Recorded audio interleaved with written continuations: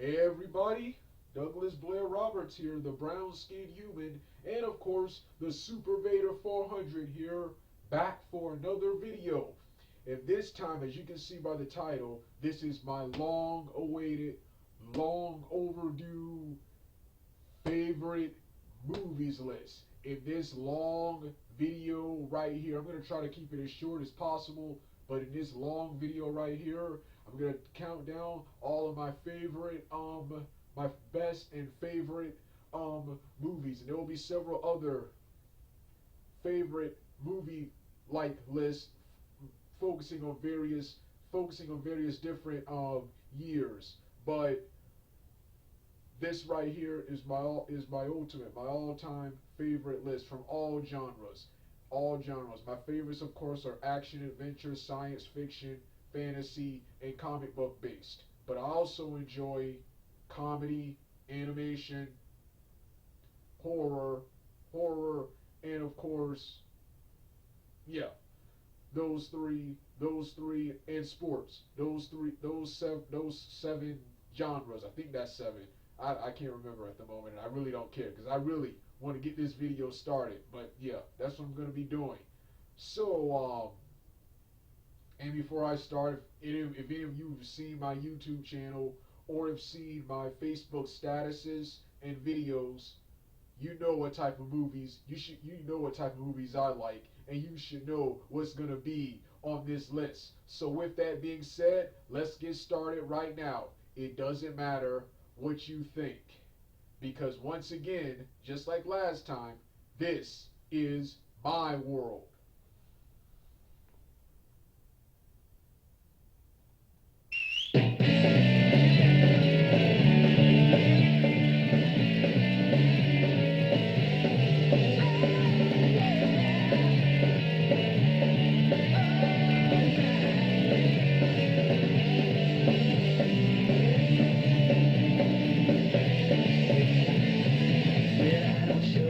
Don't criticize.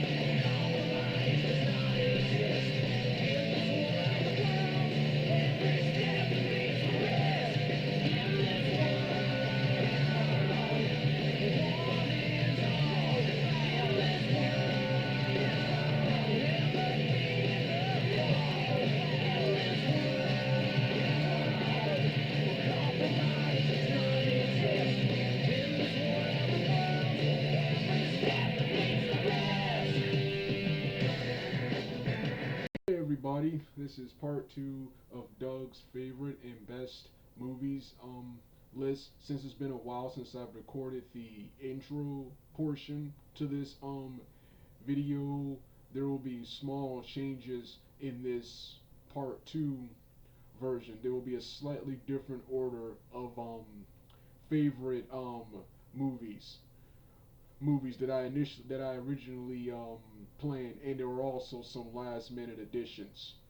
With that being said, let's get started right now. And the very first movies I want to start off with are the comic book based films. That's the Marvel Cinematic Universe, and of course, number two is the DC Extended Universe. Let's start off with the Marvel Cinematic Universe because this film series right here is right now currently the most popular, the most profitable, and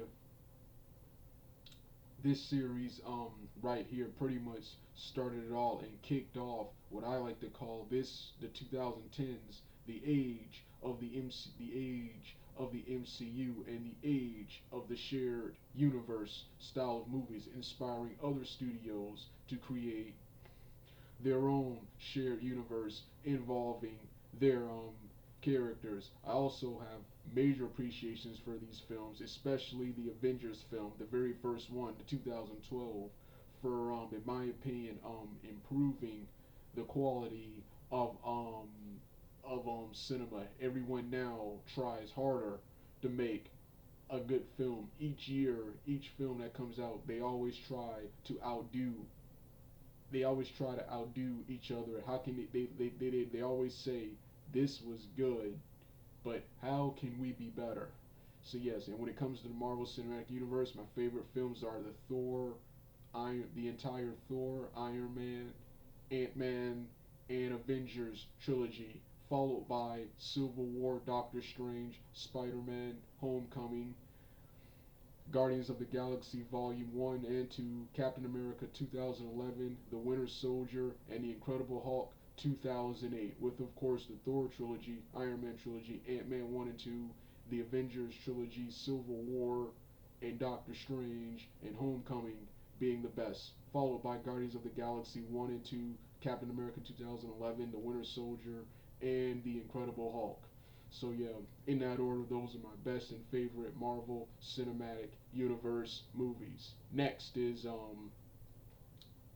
the DC Extended Universe. The DC Extended Universe. I think the DC Extended Universe, while not as profitable, not as successful as the Marvel Cinematic Universe, I think the DC Extended Universe, movie-wise and screenplay-wise, is vastly superior to the Marvel Cinematic Universe. Marvel is just more successful because they started earlier and they have a better production team. And one thing Marvel has over DC is Marvel has a better cast of characters and actors. The actors in the Marvel Cinematic Universe real are really one of the best things about the Marvel Cinematic um, Universe. They really get you involved in the story and get you involved in these fictitious characters' lives. DCEU can't do that. I'm involved. Everyone does a good performance, but I'm involved in the storyline because of already familiar with most of the source material and these characters. So when I see these characters come on the screen, I'm seeing them come to life in a. Sorry about that. Sorry about that. In a brand new form. I'm seeing these characters come to life in a brand new form. But the my opinion, the DC Extended Universe actors are not as good as the Marvel actors. But when it comes to movies, in my opinion, DCEU is way better than Marvel Cinematic Universe. The Marvel Cinematic Universe, they make live action Disney and Power Rangers based movies with the Marvel characters. There's way too much in Marvel. There's way too much comedy at times in moments that should be serious, and there's lots of SJW feminist garbage, which in my opinion has no place in superheroes in the Marvel cinematic universe, and lots of differences with the comic books. The comic books are like these storyboard epics, and these, like I said, are live action Disney and Power Ranger based movies. Come to think of it, the Marvel Cinematic Universe is what the 2017 Power Rangers movie should have been. It wasn't. 2017 Power Rangers movie was way too serious. That's not something Power Rangers um, should be. So DC Extended Universe, they have humor where it's needed, and but for moments that are serious, they're completely serious, and they actually look like the comic books. They take the characters from the comic books, they change a couple of things, but for the most part, they take the characters from the comic books and randomly shoot and insert them onto the screen. So when it comes to DCEU, you are literally seeing a comic book come to life. You're actually seeing a comic book epic movie, and that was one thing, in my opinion, the DC Extended Universe always had over Marvel. So my favorite DC Extended Universe films are, of course, in order: Aquaman 2018, Shazam 2019, which was awesome. I just added it to the list at the last minute. Batman v Superman: Dawn of Justice, Suicide Squad, Wonder Woman, and finally Justice League and Man of Steel. With Aquaman 2018, Shazam, Batman v Superman, um, Suicide Squad, and Wonder Woman being the best. And number two was Justice League, Man of Steel. Man of Steel was a great start, but it's surpassed by everything that came after. And Justice League was a great movie, but it was forgettable. With the biggest problem I had with that film, it was also incomplete when it came to members of the Justice League team. Number three. Number three on this list is the anime is the anime video game slash movie genre. In this list, you will see films. I decided to combine both of them. You will see films based on video games, both live action or animation. Same goes with anime. And as already, as you can see by the picture on here, yes, the very first film on Doug's favorite best superhero movies list in the anime video game category is Dragon Ball Evolution, the critically panned 2009 Dragon Ball Evolution film, which to this day is still one of my all-time favorite movies and one of the greatest films of all time. I like to rewatch movies from decades ago and see how do they fare against the big budget Marvel, DC extended universe style movies, and in my opinion, DBE is on par with them. They even do several things. Um, better. Going back to 2009, like I've said it a bunch of times in various reviews. Remember back in 2002, heard the news that 20th Century Fox had acquired the rights to make a live-action Dragon Ball Z film. And after years and years of seeing nothing but fan-made trailers, rumors, and hearing nothing, I slowly gave up on it. That was up until about, I think it was 2007, where finally they announced they were making a Dragon Ball Z live action film. Then in 2008, seeing the leaked footage of the characters from the film, seeing the leaked footage of the characters from the film. Then all of your excitement turned into disappointment when you hear it's based on Dragon Ball, meaning a lot of characters would not be present in this movie. Then seeing casting choices for a bunch of original characters over established characters, those things slowly and slowly turned me off to the film. But this is something I've always wanted, so I was still gonna watch it anyway. I was still gonna see it anyway. Finally, the newest trailer drops. The newest trailer drop, and finally, everyone in the trailer, every character, their names flashing on the screen as the scene practices them. Then seeing a much better Japanese trailer for the Japanese premiere of this movie got me excited. When I finally got around to seeing this this movie full price. Remember, this is one of the only movies I've ever paid full price for. This movie was awesome. I did not want it to end, and I did not want to leave the theater. And I would definitely watch it again if it wasn't for all of the if it. But I had to save money for all of the other movies and blockbusters that happened that year. One of the greatest live action anime films of all time, in my opinion, is vastly superior to its anime. I like Dragon Ball much better when Kira Toriyama isn't writing, and to this day it's still awesome and still mad that the this didn't make back the money or get the critical reception it needed to push forward for a sequel. Because I love this one. I would have loved to have seen where the characters went in what's name. To this day, I like to imagine and write fanfics on what happened to the characters. But that's for another day, for another time. So number one was Dragon Ball Evolution.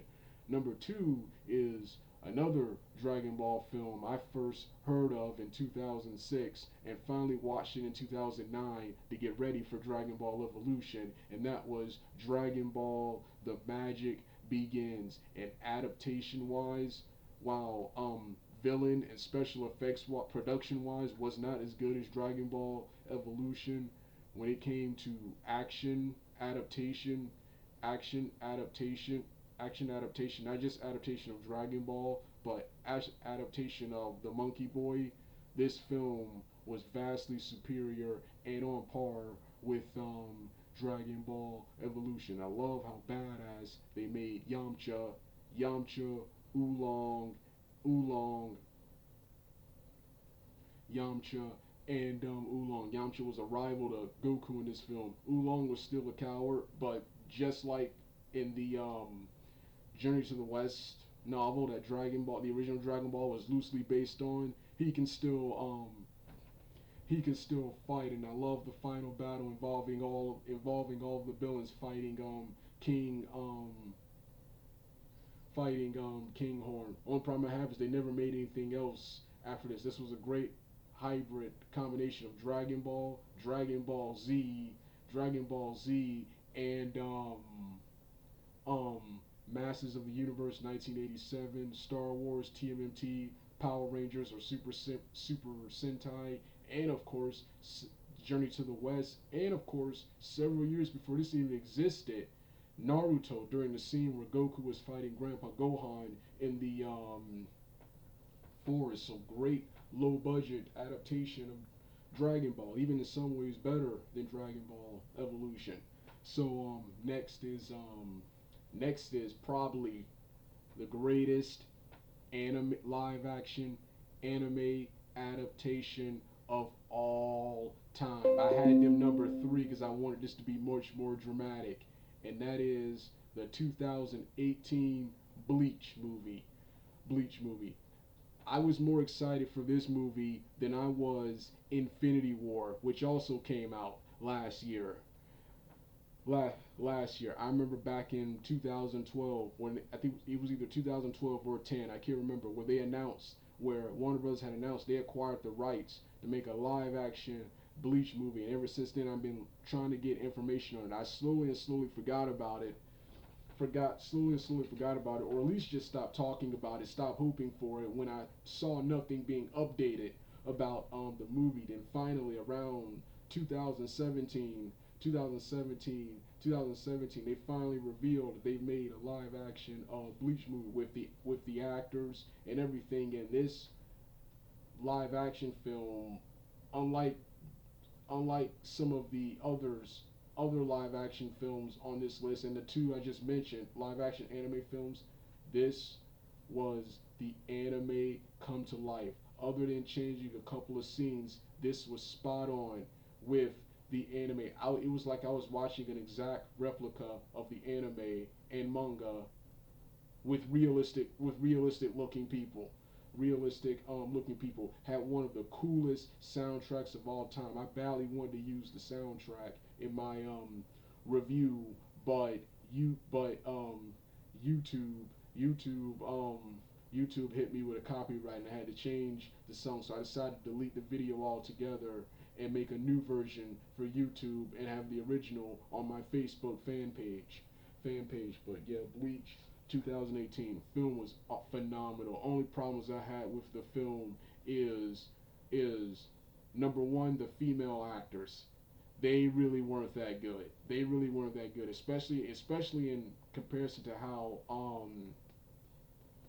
bubbly and full of life and personality the characters Rukia and Orihime they were portraying. Next problem I had was the guy playing Chad. He was just a Japanese when Chad is supposed to be Hispanic.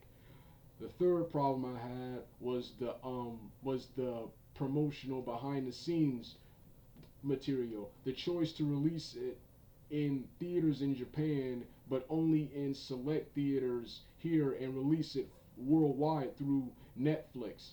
What they should have done was release it in Japan, then release it worldwide here in America, because first off, it was the late 2018. Nothing was really happening in late 2018. The biggest film of that year was Infinity War. Was Infinity War. Nothing really was happening in 2018. Like I said, the biggest film of that year was Infinity War. And Bleach is more popular in here in America than it was in Japan now. Is it was in Japan now, so you would have made more money because there's not much information on its sequel due to its low box office numbers. They finally got above and made their budget, made back their budget, but they didn't make as much money as that they would have hoped, and they would have made much more money. They would have made much more money if they would have done the second thing. If they would have done what I just said, release it worldwide here. Bleach is more popular here. If you announce a Bleach movie, a lot of people will line up to see it, especially if it was good, like this one. Like this one was. And also, finally, last thing, like they didn't technically put it into it, but putting it into all those naysayers to say live action animes can't be done. Some of them can. Some of them can. Some of them can. So yeah, 2018 Bleach, one of the greatest films ever. I was more excited for this than I was Infinity War that year. Next is the only Bleach anime film I've seen, and that is Bleach Memories of Nobody. Don't have much to say about it. Saw it in 2008, loved it. Great addition to the Bleach franchise. Can't wait to watch the others sometime in the future.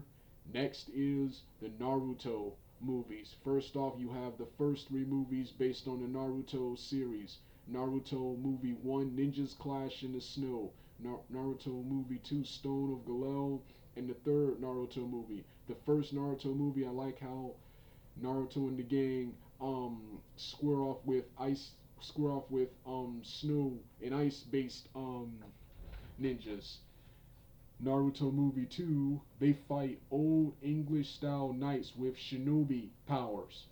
And the third movie is not really that memorable, but one of the stuff that was memorable was the fight scenes in action, especially Rock Lee going beast mode. Also love the cool summer made outfits they had. Love the Naruto movies because they don't just like with Dragon Ball, they don't have to follow, just like with Dragon Ball and Bleach, they don't have to follow the manga. They can do, for the most part, do what they want as long as they stay in a specific portion of the series. They can do what they want. So that means more action, new storylines, new characters, better animation than anything, than animate several episodes at once. One of the many things I love about Naruto on film. Next is Shippuden. Next is the very first Shippuden movie. Not much is memorable about this film, but this was an awesome film and an awesome start to the Shippuden franchise. Only problem I have with this film is that several characters like Naruto being one, is out of character in some scenes. In Shippuden, Naruto is shown to be more serious in the latter part of Shippuden, but in the beginning, he's back to being the goofy, idiotic Naruto from from part 1 and the beginning of Shippuden. But other than that, an awesome addition to the Shippuden franchise. Then we had Bonds.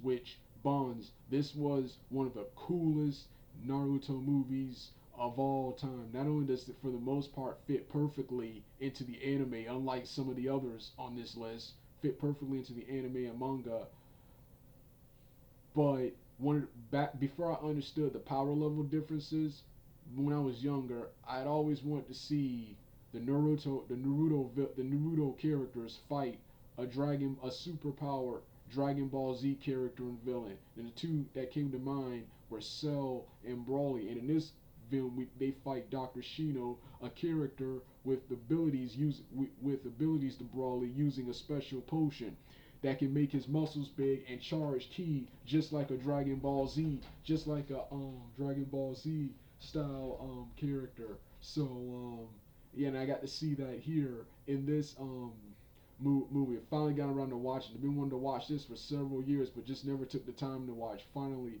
got around to watching. It was an awesome film.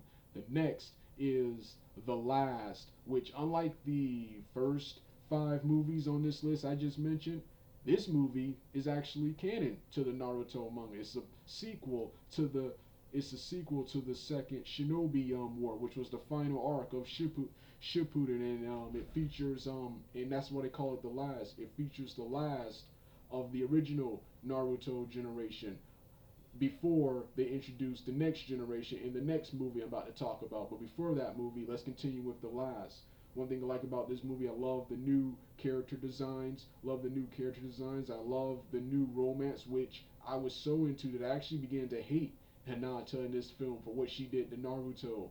And I love the new villain, Tonere, a planet buster, Dragon Ball, Marvel, DC style villain in a Naruto film.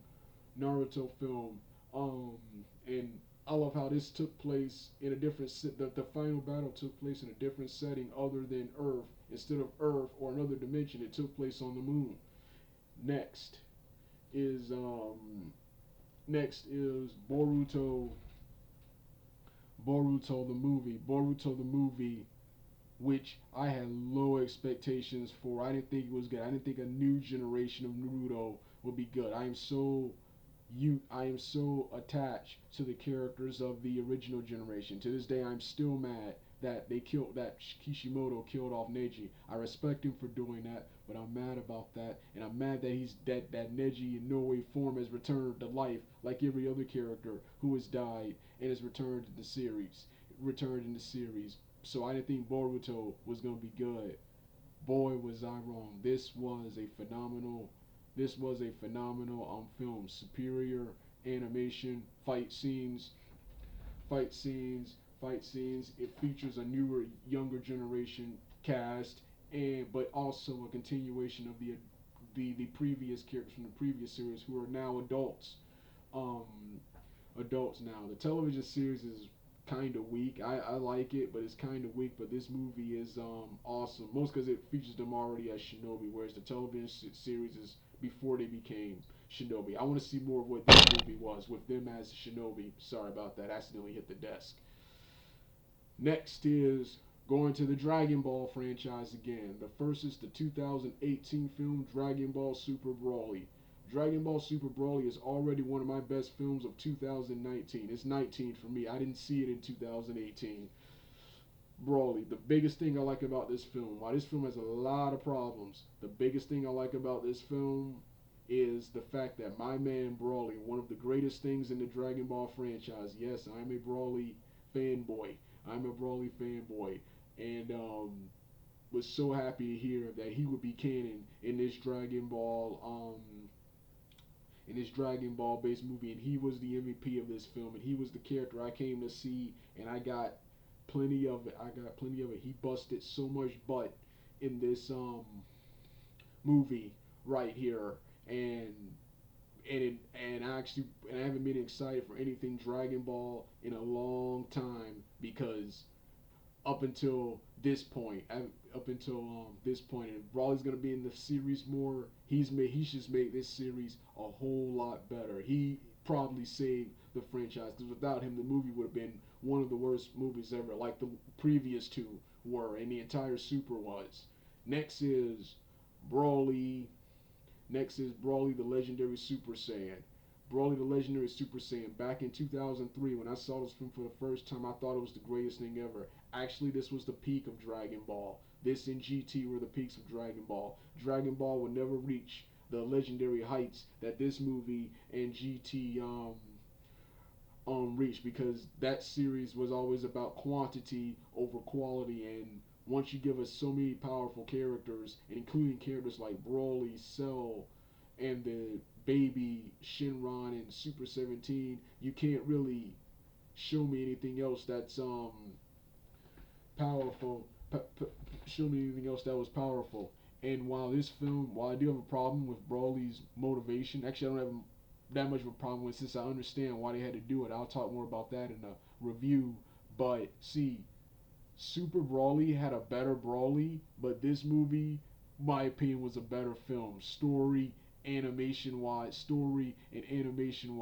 was vastly superior to the Super Broly. Super Broly was awesome, but they had so many flaws. Super Broly was also on my it made both of my best and worst comic book movies list of all time. So you'll see that when I upload both of those videos. The next is the two sequels. You had The Second Coming, which was okay. Then you had Bio Brawly, which was absolutely the worst. I don't know why I included them here. I just felt I had to include the entire Brawly franchise.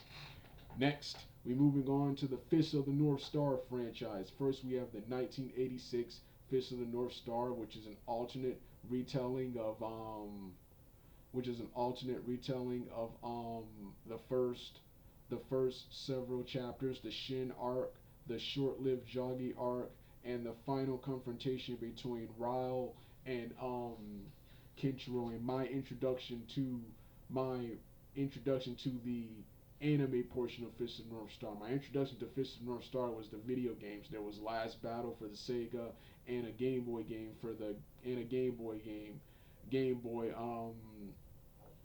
game. But this was my first introduction to the television and movie franchise, the anime portion of Fist of the North Star, and this film is widely considered one of the best in the anime community, and it's still awesome. It's still awesome as an adult. It has several flaws, differences with the manga, being being confusing to a person who's watched it for the very first time, and in my opinion, why this had a better production than the television series, not capturing the production of the manga, but this is one of the greatest pieces of anime I've seen, and it's so revolutionary. The rivalry and fight between Kenshiro and Rao will be duplicated by several animes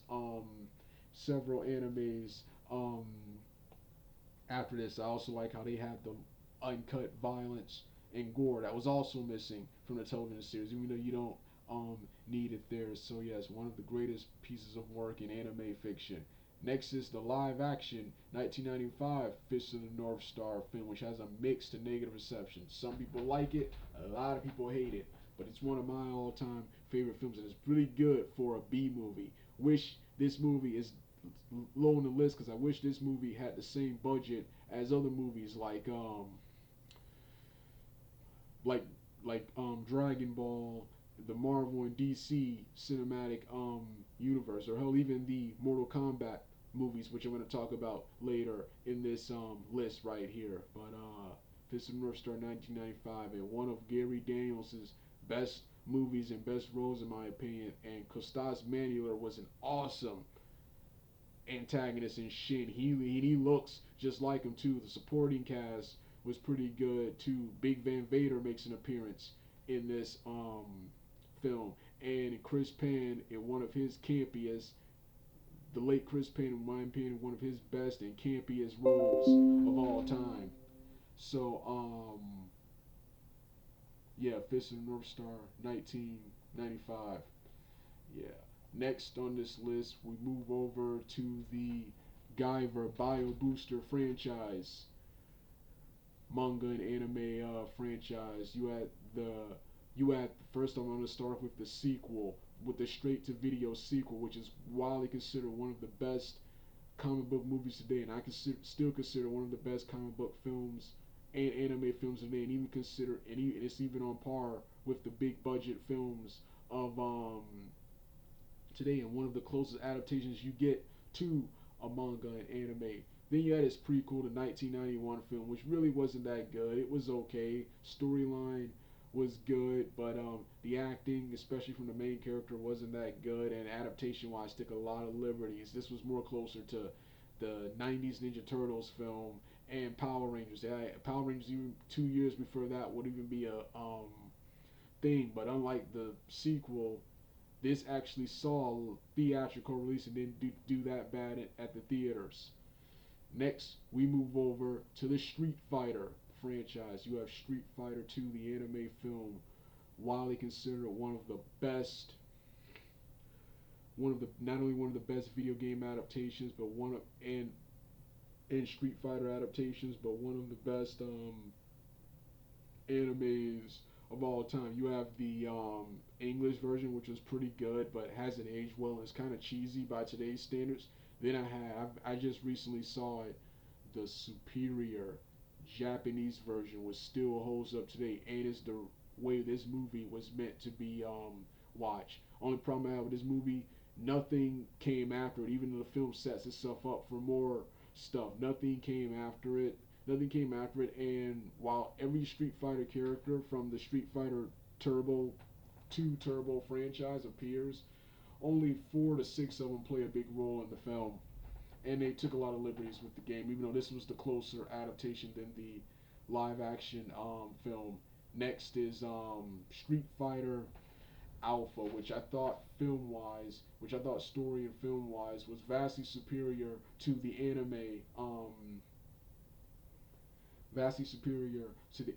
film, because it was based on the Alpha storyline, which the Alpha portion of Street Fighter is one of my favorite parts of the Street Fighter. One of my favorite and best parts of the Street Fighter series. This was an awesome adaptation of Street Fighter Alpha 1 and 2.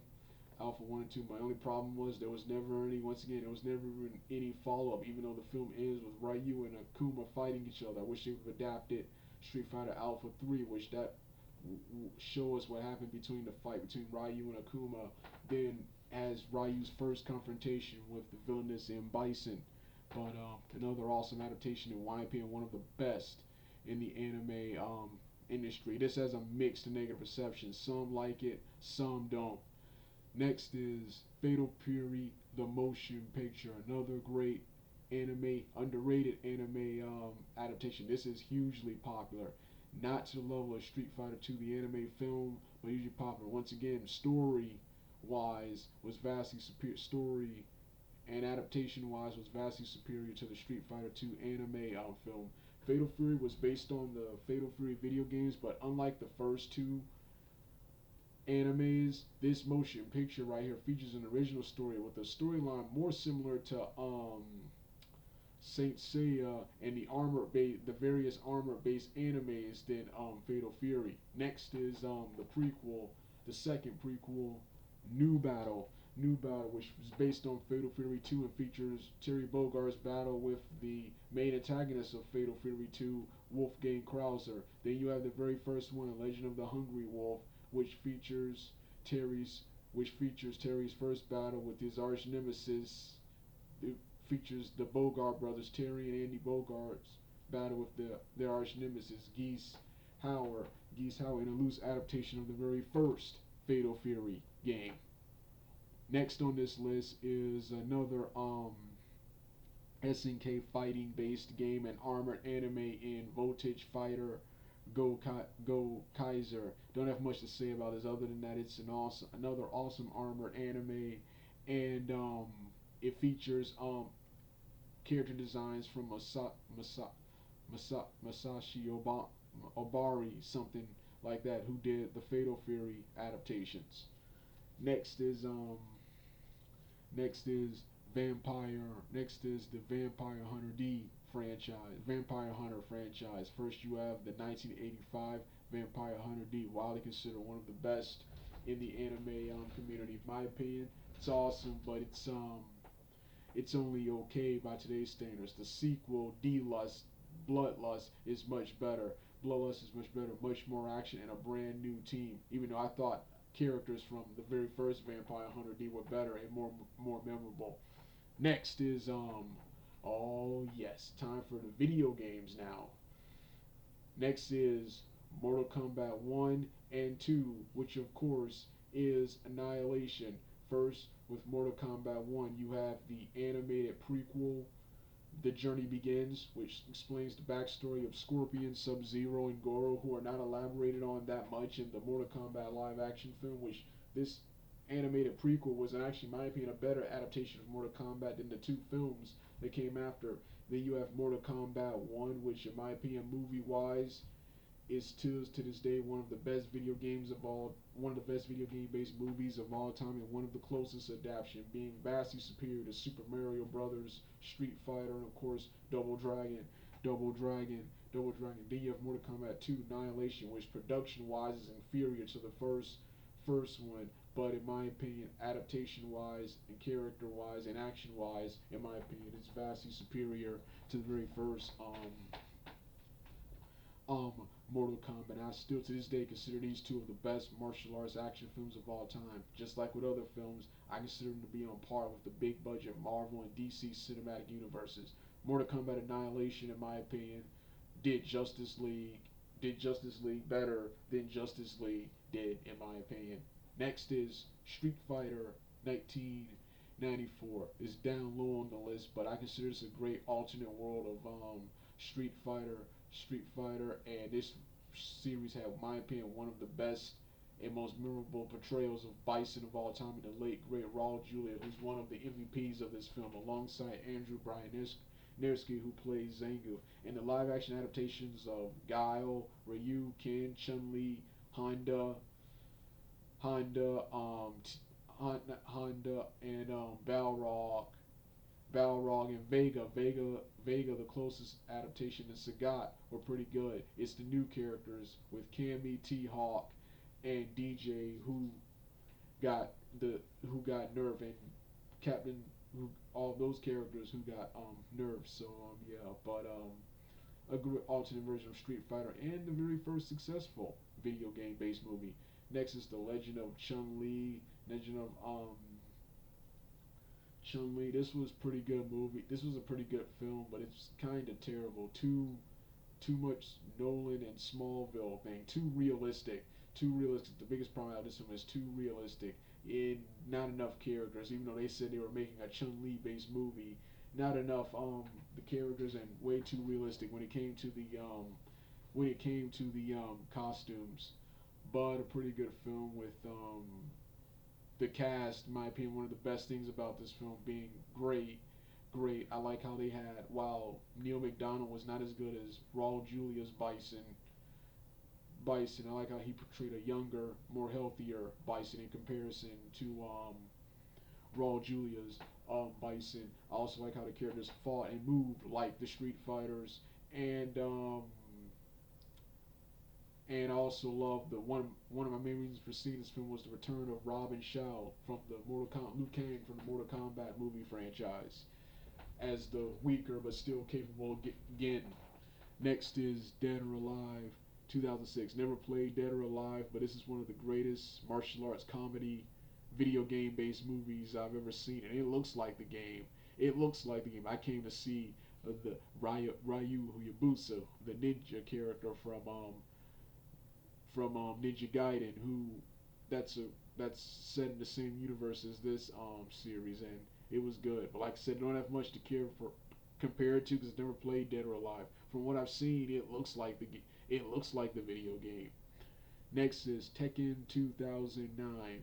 Tekken 2009. A lot of people. This has a mixed negative reception. A lot of people hated it. It was a box office failure in Japan, and the creator even hated it. But I thought they did a good job of capturing up Tekken. My only problem is missing characters and altering several character motivations and personalities altogether, and the omission of supernatural and powerful elements. Too much realism. Next, and of course, the last on this anime and video games list that I have seen and remember at the moment, I really wanted to include Doom, but I forgot about Doom at the time when I was doing this list, so I'll do that some other time. And that is, of course, Double Dragon 1994. This in the cartoon were my first introductions to Double Dragon, so I actually enjoyed this film and still enjoy this film as an adult. My only problem with the film is the character Scott Wolf, who portrays Billy Lee, is an awesome actor, but he's not that good of a fighter, and most of his fights, with the exception of the final fight scenes, are kind of terrible. But an awesome adaptation, in my opinion. One of my favorite roles of martial artist and actor Mark DeCoscos and Robert Patrick, besides the T-1000, portrays Koga Shuko. My opinion, one of his best roles. He appears not to like or remember this film, but I thought this was a good martial arts film, and good loose adaptation of Double Dragon. All right,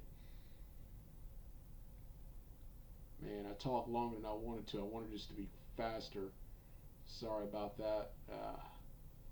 Next on this list, the next list was supposed to be martial arts, action, and drama, but I decided to postpone that to talk about Disney. Disney, yes, the Disney 2D and 3D animation based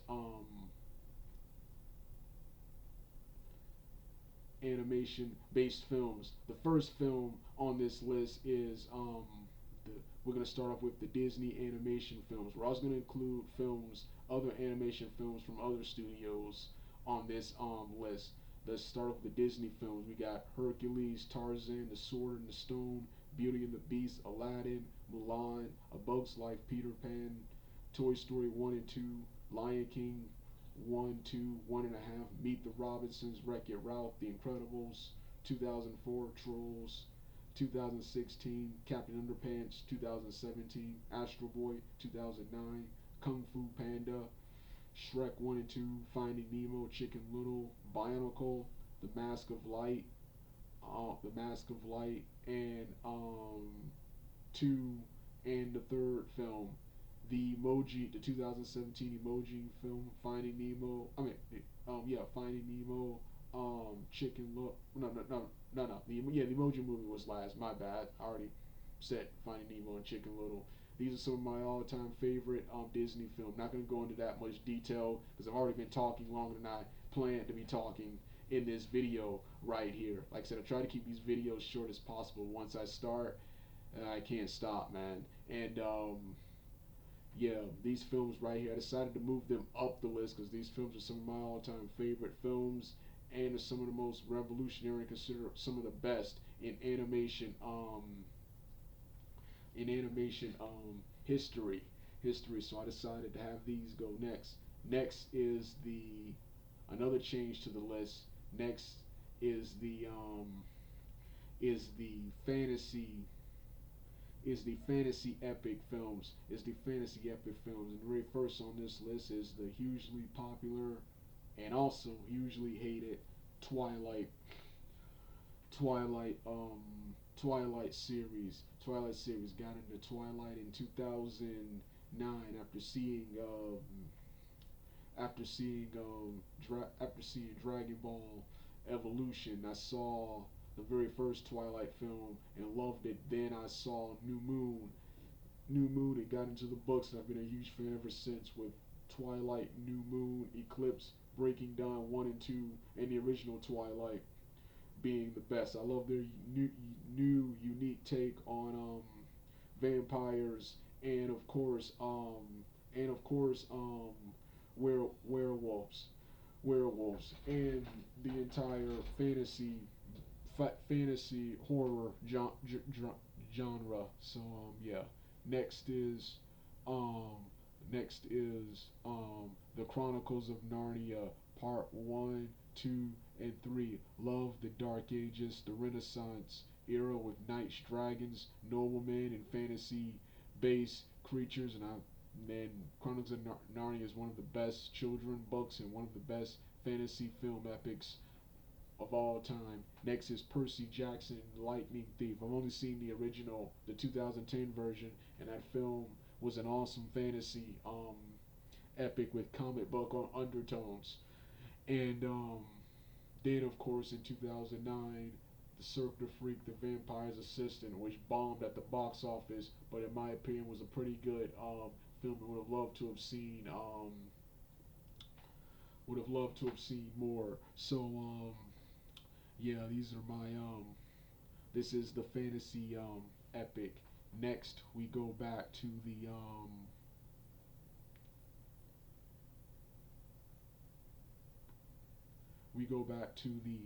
martial arts action drama and adventure, which this was initially number four, but I decided to move it down the list because I thought those other films were more important first.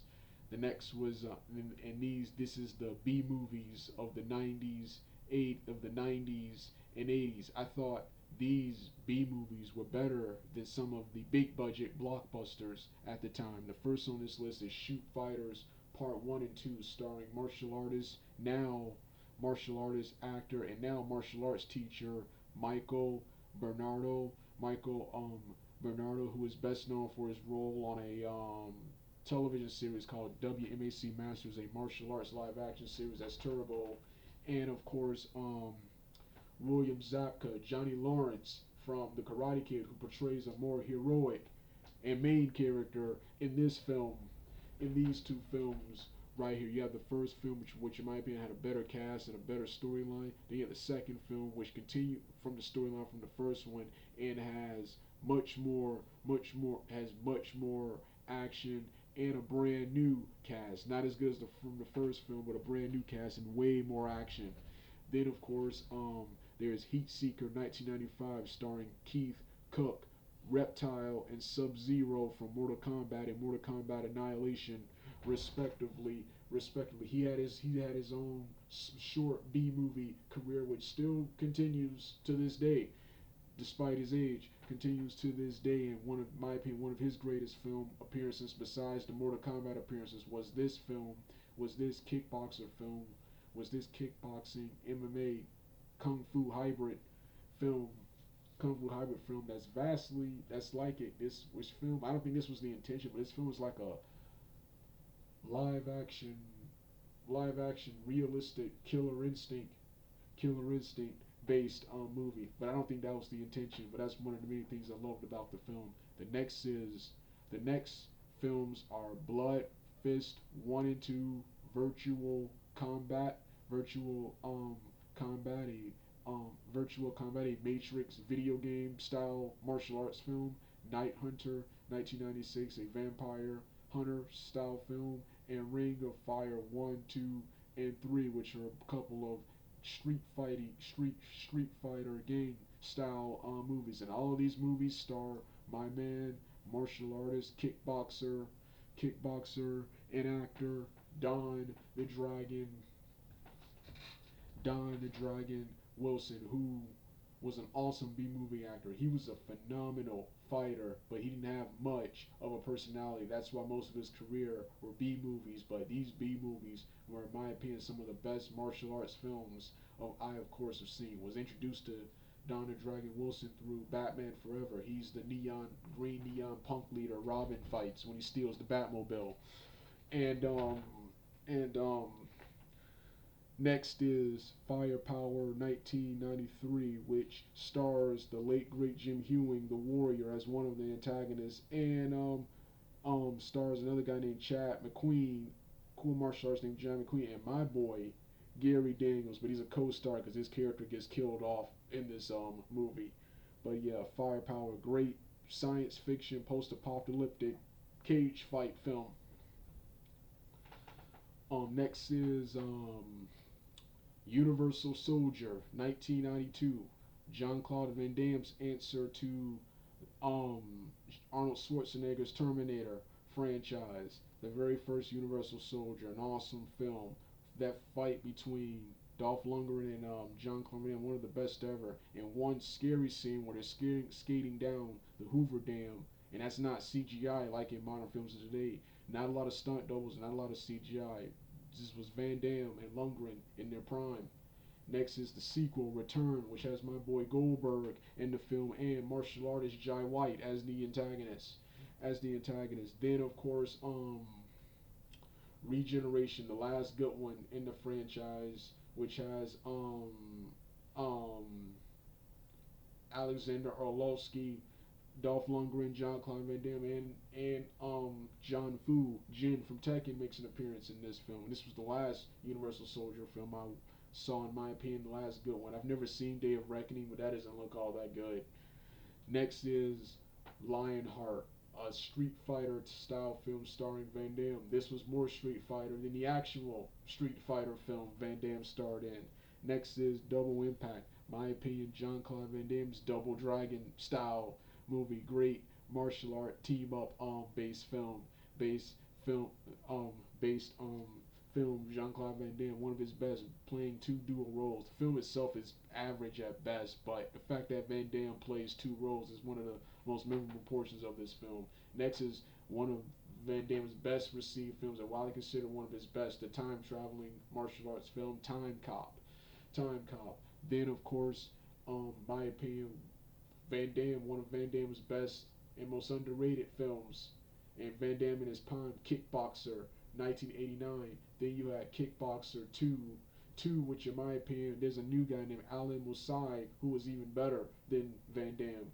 Then next, then you have the reboot Kickboxer Retaliation with Dave Bautista as the main antagonist, and George St. Pierre, MMA fighter George St. Pierre, with a big role in the film.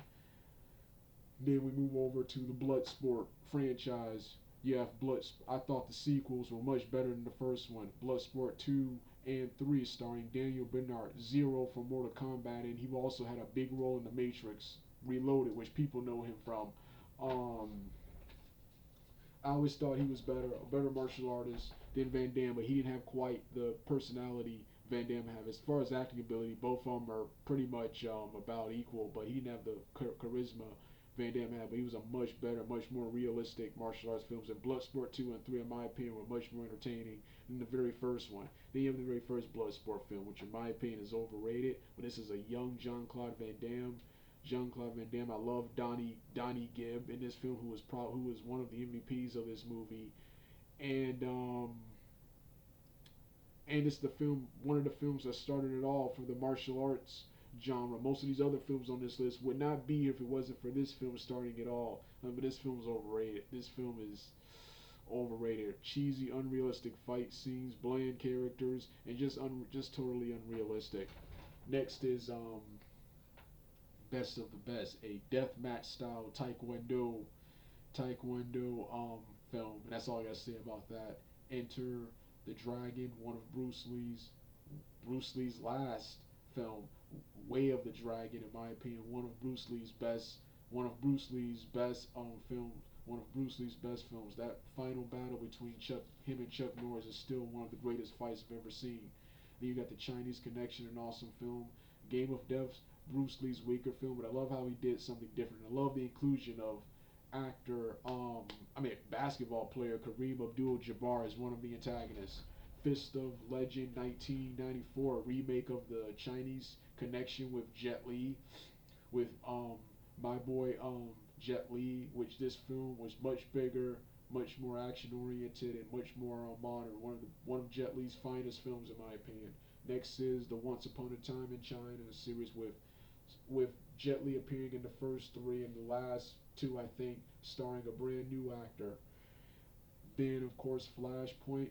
Then you have Flashpoint and Dragon Tiger Gate. First Flashpoint, an MMA style film starring Donnie Yen, and then Dragon Tiger Gate, a double dragon comic book based film starring Donnie Yen and another actor who I can't remember. Then you have Jet Li, in my opinion, not one of his best, but one of his coolest and one of my all-time favorite films, the one where he fights himself, in my opinion, Jet Li's answer to The Matrix. Then you got the martial arts film, The Prodigal Son, Method Man, the Chinese manhua or manga, Storm Riders, the 2000 sword play movie The Duel, Legend of Zoo Warriors, Super Fights, a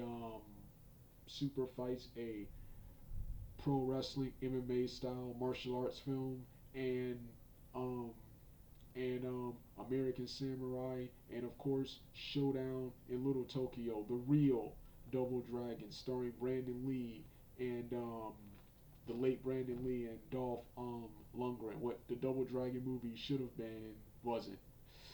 So yeah, next is the um,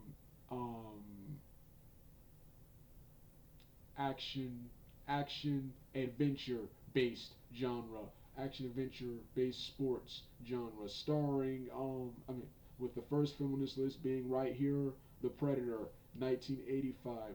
Arnold Schwarzenegger. This is one of his finest and best movies, alongside the Terminator franchise. And this right here was an awesome movie. This right here was an awesome movie. This movie was so awesome. I always stayed away from the sequels. I did remember watching and enjoying the AVP, Alien vs Predator series, and of course the Aliens series. But up until 2018, I stayed away from the other Predator films because of how awesome this film was, and didn't think this film could ever be duplicated. Or remade. Boy, was I wrong, because the 2018 film, I love the 2018 film. I thought the 2018 film was just as good, if not better, than the 1985 Predators in some scene. In 2018, we got two Predators, and it was a cool Marvel DC X-Men style Predator superhero film, which in my opinion made it unique compared to the very first one, is with the first one being more of a science fiction horror based film with action adventure overtones. Um, Next is Terminator 1, 2, and 3, with Terminators 1 and 3 being the best in my opinion. Next is RoboCop. Next is a controversial one, RoboCop franchise. RoboCop, my opinion, is RoboCop 3, 2014, the reboot, and 1 are the best, followed by 2, which I consider RoboCop 2 to be the worst of the film. Yeah, I had a lot of problems with that film. I liked that film, but I thought it was cheesy, corny, and I always hated the fact that a little kid was the villain. But I still like RoboCop 2. Next is Rambo franchise. I like Rambo's 1, 2, and 3. Haven't seen the 2008 version. Then next is Demolition Man. Demolition Man, one of Wesley Snipes' and Stallone's best movies. Then Cobra, another awesome Stallone film with my boy Brian Thompson. Shao Kahn is the main antagonist. Then Judge Dredd, 1995, the British comic book based film. Then the very vastly superior reboot. The 1995 film, storyline wise, was much better, but the 2011 film, in terms of film and accuracy to the comic books, was a much better reboot. And wish it didn't flop, but nobody cared about Judge Dredd. Nobody cared about Judge Dredd, despite how awesome his 2011 film was. Next is the Die Hard films. Die Hard's 1 through 4. Then you have Arnold Schwarzenegger's Commando, another awesome film. Last Action Hero, which was hilarious and action-packed. G.I. Joe, Rise of Cobra and its sequel, Retaliation. Transformers 4, 5, 3, 1, and 2 in that order, with 2 being the worst and 1 being the greatest in 2007, but just okay today, with 4, 5, and 3 in my opinion being the best, with 4 and 5 probably being best. You have Robo Jocks, you have Pacific Rim, Robo Jocks, Eliminators, 1986, The Arena, 1989, a hybrid of Star Trek, Star Wars, and Rocky. Eliminators, 1986, a human science fiction version of the Avengers. Then you have then you have the Rocky franchise, Rockies 3, 4, Creed 1, 2, and 5 in that order. Do not like 6, and with 4 and Creed being the best, followed by 3 being the best in my opinion. Then next you have No Holds Barred, 1989. Then Ready to Rumble 2000. Ready to Rumble 2000, a professional wrestling film based on the company WCW.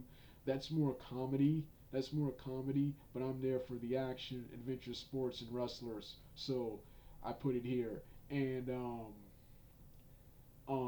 then you have the wrestler 2008 starring Ricky Rourke, a drama, uh, drama, My opinion, not as good as No Holds Barred, 1989, and Rated Roma, but this film was much more successful than those films. And I like how it spotlighted indie wrestling.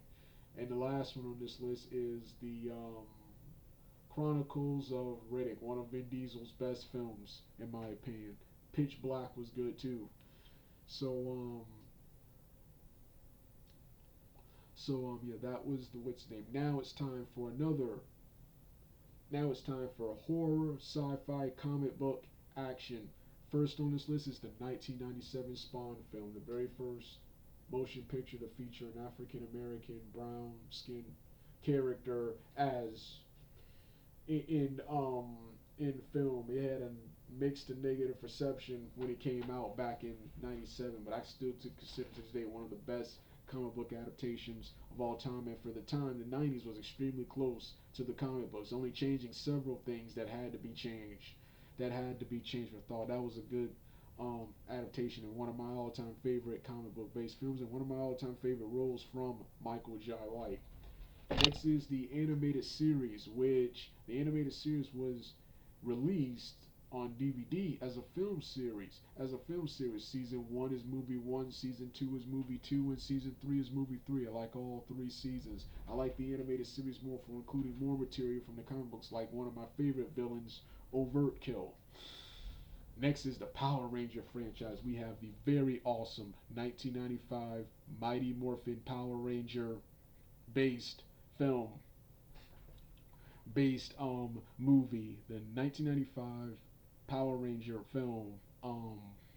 In my opinion, is one of the best superhero and kids movies of all time, and I consider this film right here to be on par with the big budget Marvel and DCEU films. And this film to this day has one of the best and most kick butt soundtracks I've seen, with awesome songs from Eddie Van Halen, Phil Hartman, and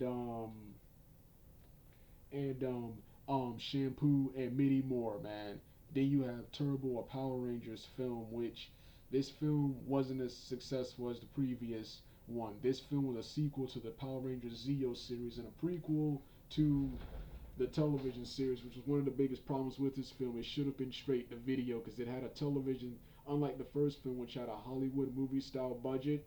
This had a this had a television style budget and probably should have went straight to video. But in my opinion, this film had a much superior storyline, and had its own original created soundtrack in comparison to the first one, borrowing popular songs. This one had its own created soundtrack with most of the songs done by Ron Wasserman. Next is Power Rangers 2017. This film for the most part was boring, but I love the actor portraying Billy. They still stuck true to what Mighty Morphin Power Rangers was about. And the final battle with the Power Rangers fighting Rita and Goldar with the Power Rangers music, with the Power Rangers theme playing in the background, was lit, man, and it saved the movie. It saved the movie, but there's a reason why it wasn't that successful. It was way too serious and boring, man. Yeah.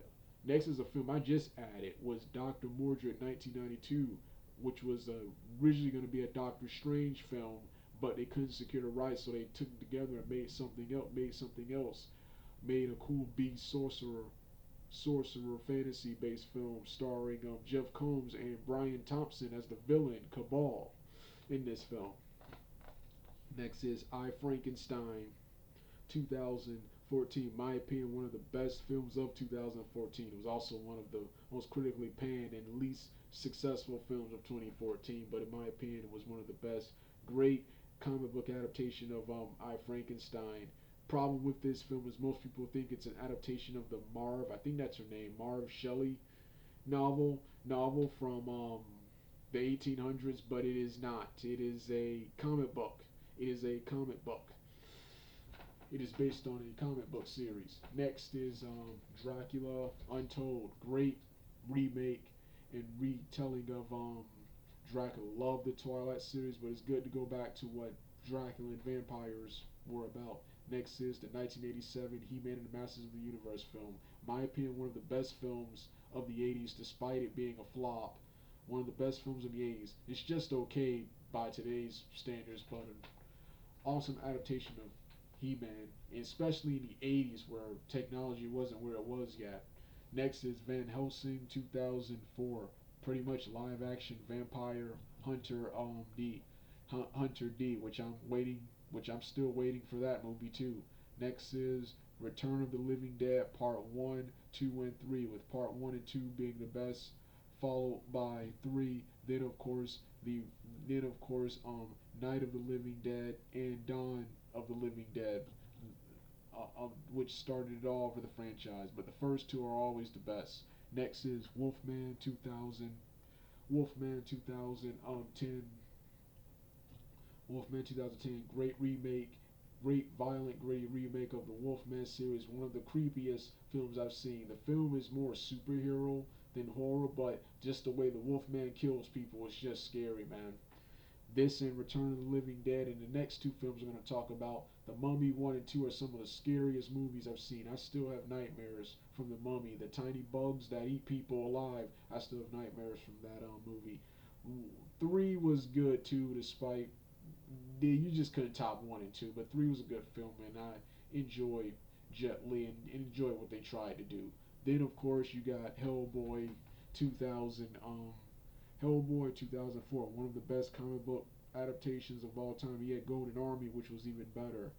Then you have the 1993 film The Crow, another great comic book adaptation, which I had no idea was a comic book. I knew it was a superhero film, but I thought that was initially a Hollywood created superhero film. But The Crow, one of the best films ever, one of Brandon Lee's finest films, and sadly to say it was his last film as he got killed on the set. Next is the DC animated films, which I just added at the last moment because I realized I forgot about them, but it's not a party without these films right here.